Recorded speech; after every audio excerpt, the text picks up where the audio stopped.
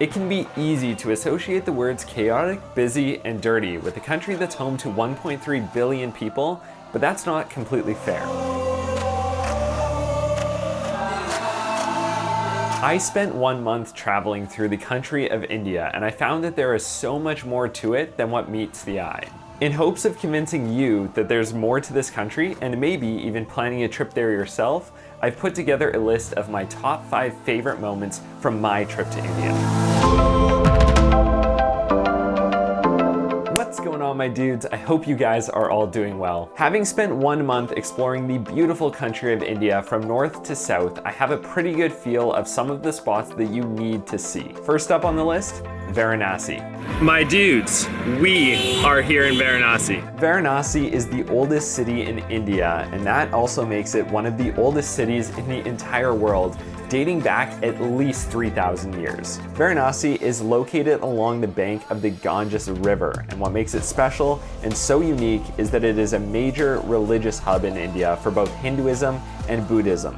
Now, if you're unfamiliar with Varanasi, you may be wondering, why is it such an important spot? Well, the big draw to Varanasi is that Hindus believe dying there and being cremated along the banks of the Ganges River allows them to break the cycle of rebirth and attain proper salvation. As you can imagine, this makes it a major center for religious pilgrimage. Now, one of the staples of Varanasi is the ghats that it has, and ghats are just simply stairs that lead down to the Ganges River. Varanasi has 88 ghats running down to the river. 86 of them are where people perform ritual washings in the river, and 2 of them are actually active cremation sites that are just out in the open. There is so much history in this city, as I'm sure you can tell, from how old it is to the religious significance to the cremation that happens there.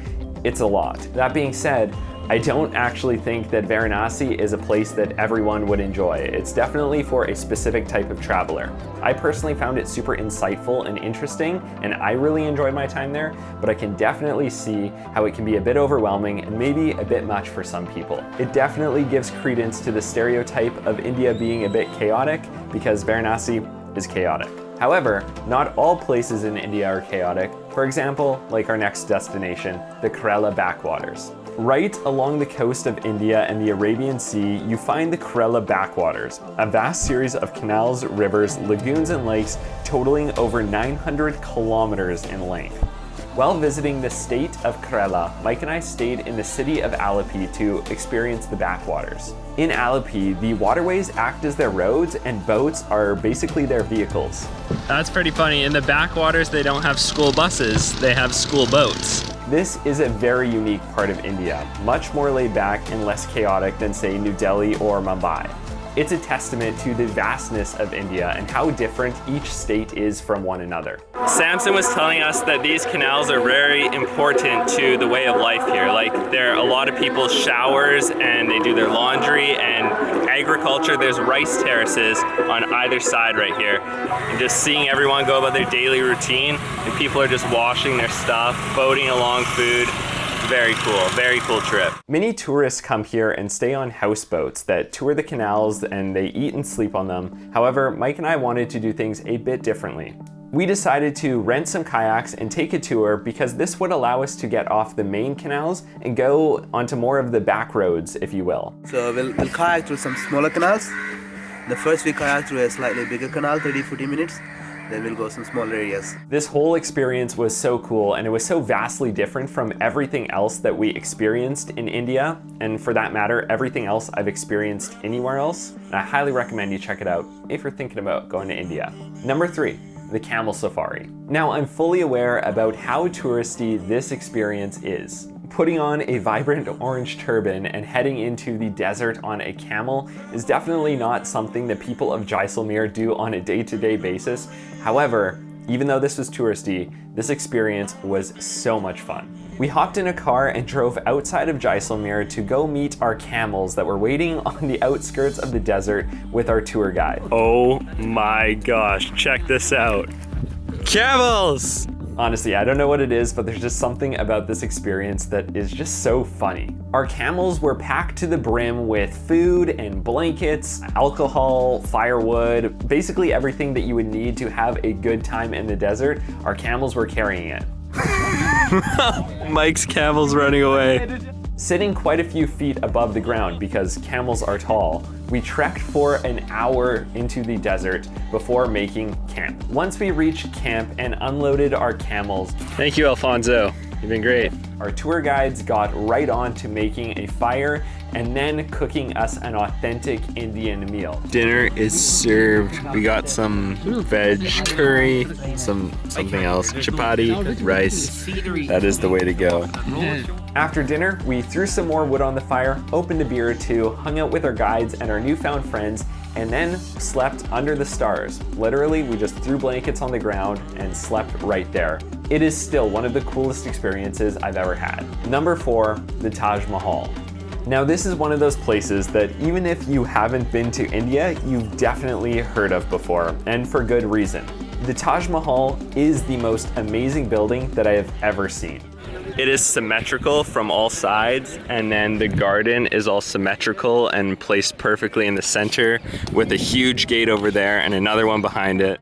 The Taj Mahal is an ivory white marble mausoleum located in the city of Agra. Construction began for the Taj Mahal in 1632, and a majority of it was completed within 11 years. When I read that, I was pretty surprised because, as I'm sure you're seeing in these video clips, the Taj Mahal is massive.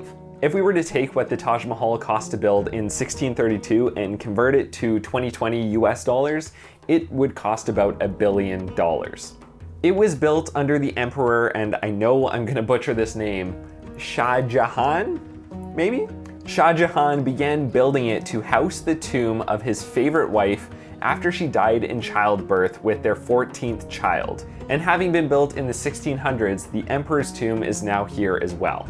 If you make your way out to India, you cannot miss this spectacle. And another thing you can't miss is the classes provided by today's video sponsor, Skillshare. Skillshare is an online learning community with thousands of classes available for all different types of creatives. They're constantly launching new premium level classes so that you can consistently grow in whichever creative field that you choose. I have actually personally started taking Keith Yamashita's Storytelling for Leaders class. One thing that I would love to do this year is just become a better storyteller, and hopefully this will help me get there. Who knows, maybe this class will help me make better YouTube videos. A Skillshare premium membership works out to be less than $10 a month with an annual subscription. The first 1,000 people to click the link in my description are going to get a free trial of Skillshare's premium membership. Check it out. Last but not least is the laid-back city of Hampi, located in east-central Karnataka, India. Hampi, similar to Varanasi, is of religious significance as it's a pilgrimage center for the Hindu religion. So Hampi has kind of a cool layout. This is like the mainland, and they have this very thin river, and that is actually all a separate island over there. So we're going to try and find a guest house on that island. When we were there, aside from a couple other tourists, it really felt isolated and kind of locked off. The city of Hampi has a very unique history. By all regards, at one point it was thought to be India's wealthiest city, home to temples, farms, and trading markets. Which, when I read that, I was surprised by, because being there, you definitely do not feel that way. It feels quite poor.